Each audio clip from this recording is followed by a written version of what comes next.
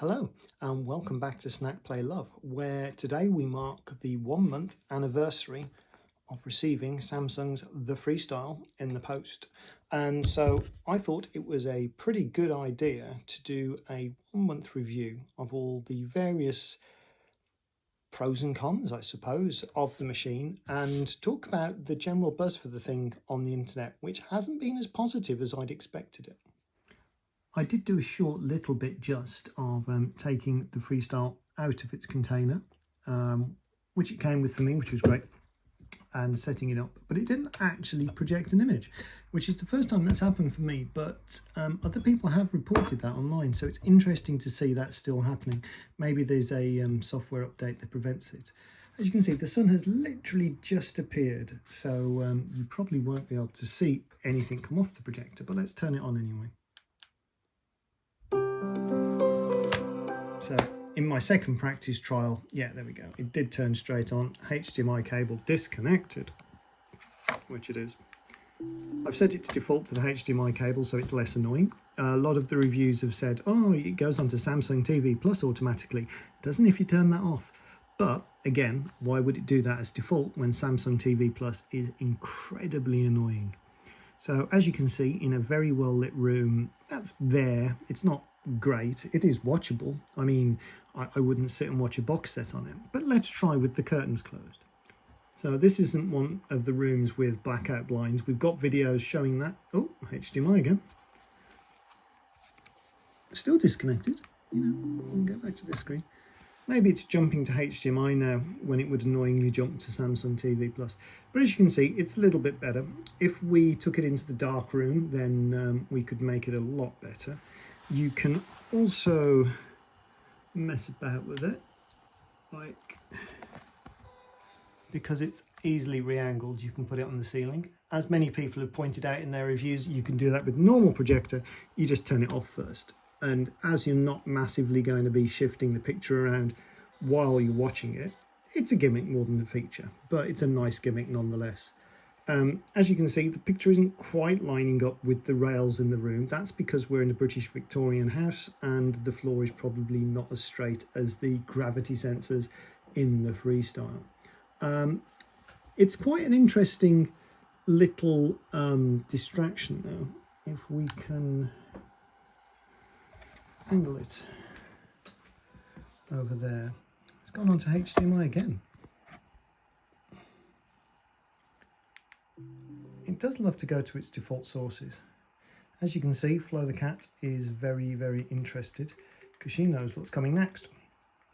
I would say that 2/3 of our hours that we've used the projector for so far, hey look, it's my channel, have been on videos such as these.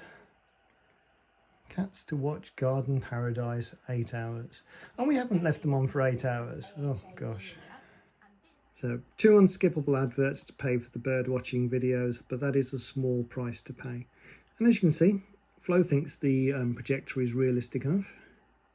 She will happily sit there and watch the birds for as many hours as it takes. It's got to the point now that Luna, our other cat, actually recognises the sound of the projector unscrewing and looks at the wall in anticipation of where the birds would be. This is usually in the other room when she's on her special sleeping chair. But yeah, it's got a bit brighter again now, so you can't see the birds quite as sharply as you would. And one of the things that was mentioned in the reviews universally was that the built-in apps were really well. Welcome the newlyweds, Mr. and Mrs. Simon Doyle. So this is just a trailer for Death on the Nile, and as you can see, the picture's decent enough. The keystoning means that there is a little see-through border around the film from where it's adjusting when it feels like it to become square on the wall. So it shrinks and grows depending. This isn't perfect, as people have said.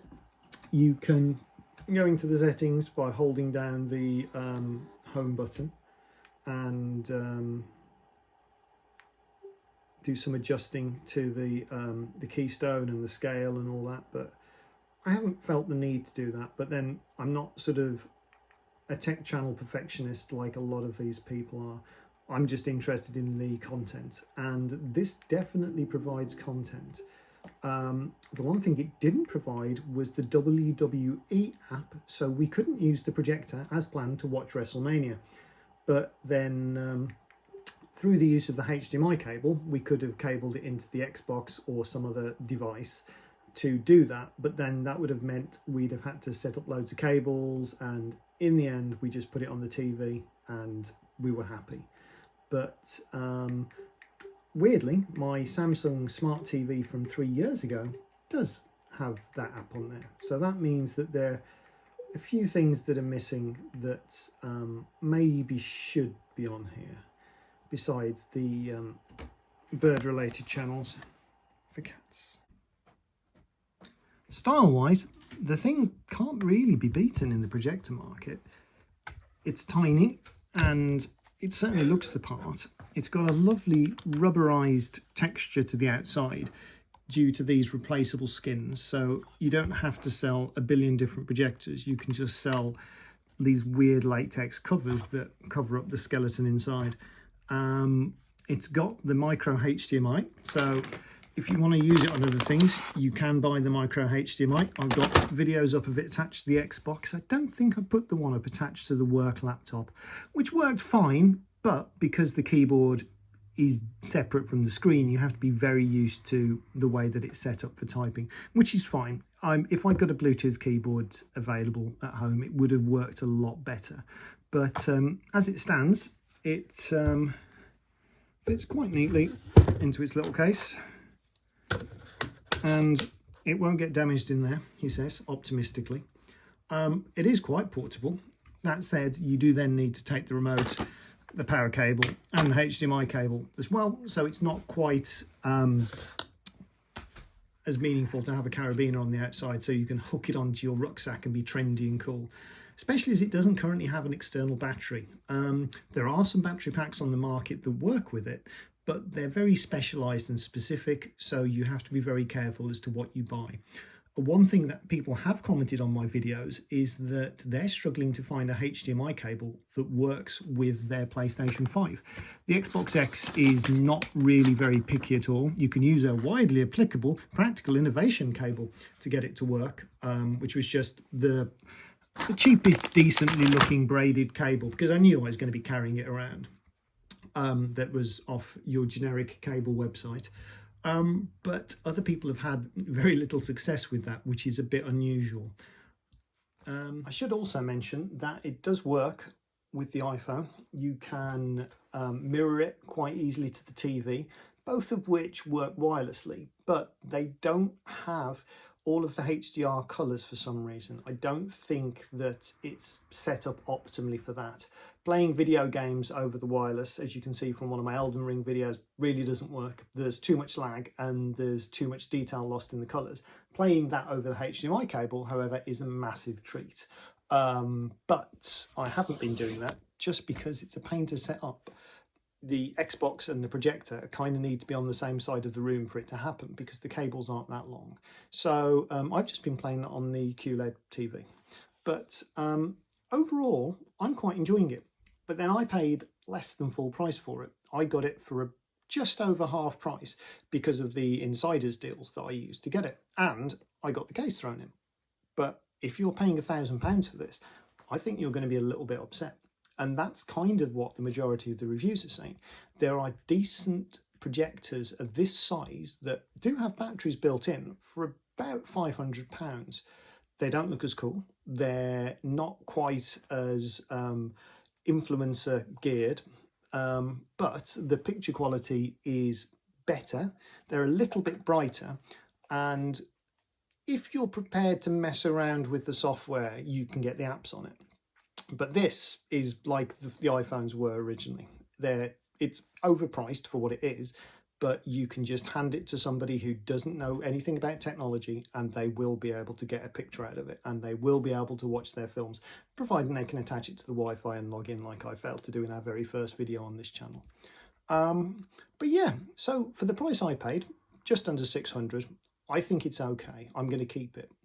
Wasn't sure at the time, but in theory, I think I am now. But if you had to pay £1,000 for it and you're not getting the free earbuds and you're not getting the free phone, which seems to be coming with it on one of the offers, then you might want to hunt around or give it 3 or 4 months, because I suspect that this is going to be quite popular, at least in terms of the interest it generates, and that other companies are going to copy it and do similar things, because I can't see Sony letting them get away with this. Sony could make one of these. Sony could probably sell it for 800 quid, make it, you know, sort of bank on that.